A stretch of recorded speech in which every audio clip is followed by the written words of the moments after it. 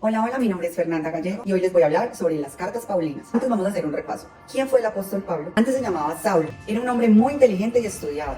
Esto lo podemos ver en el libro de Hechos, capítulo 9. Nacido en Tarso, al igual que su padre tenía ciudadanía romana. También aprendió el oficio de fabricar tiendas de campaña. Su educación judía la recibió bajo la estricta doctrina de los fariseos, teniendo como profesor a Gamaliel, uno de los grandes rabinos de su tiempo. Esto hizo que se convirtiera en enemigo de los cristianos, y así consiguió del sumo sacerdote judío carta de recomendación para perseguir a los seguidores de Cristo y llevarlos presos a Jerusalén. Pero un día, que iba por el camino cerca de Damasco, una luz se le apareció del cielo, y una voz que le decía: Saulo, Saulo, ¿por qué me persigues? Y le dice Saulo: ¿quién eres tú, Señor? Le responde: yo soy Jesús a quien tú persigues. Pero ahora, levántate, entra a la ciudad y de ahí se te dirá qué hacer. Saulo quedó ciego en el instante. Dios se le apareció a Ananías y le pide que fuera a donde Saulo orara para que se le devolviera su vista. Así, Saulo pide ser bautizado y se cambia su nombre por Pablo, convirtiéndose en un apóstol de Jesús, y comenzó a predicar la buena noticia de salvación. Así, comienza a escribir después las cartas paulinas. Se le da el nombre a cartas a 21 libros del Nuevo Testamento, y 13 de ellas fueron escritas por el apóstol Pablo. Estos escritos son dirigidos a iglesias concretas, tratando cuestiones de doctrinas y prácticas cristianas.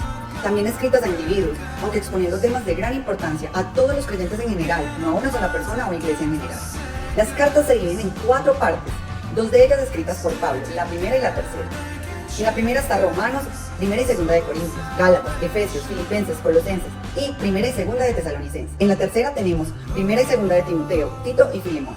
Hay otro tipo de divisiones, y son primeras epístolas, grandes epístolas y epístolas de prisión, en las cuales las escribe Pablo. En las primeras epístolas están primera y segunda de Tesalonicenses. En grandes epístolas tenemos Romanos, primera y segunda de Corintios y Gálatas. Y en las epístolas de prisión tenemos Efesios, Filipenses, Colosenses, Filemón, Tito y primera y segunda de Timoteo. En las primeras epístolas se considera estos escritos los más antiguos escritos por el apóstol Pablo, y no solo eso, incluso de todo el Nuevo Testamento, primera y segunda de Tesalonicenses fueron los primeros libros escritos.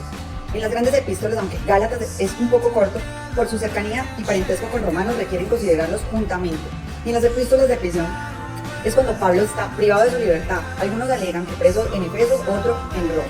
Después de realizar 3 viajes apostólicos, Pablo fue encarcelado y enviado a Roma. Luego queda libre.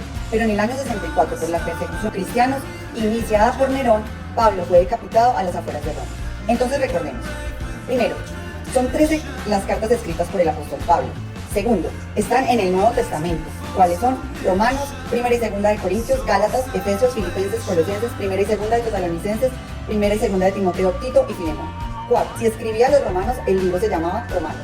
Si escribía al pueblo de Filipo, se le llamaba Filipenses, y así sucesivamente. Quinto dato, el libro de Hebreos no se puede asegurar que fue escrito por el apóstol Pablo, por lo tanto no se le puede atribuir a él. Estas son nuestras cartas paulinas.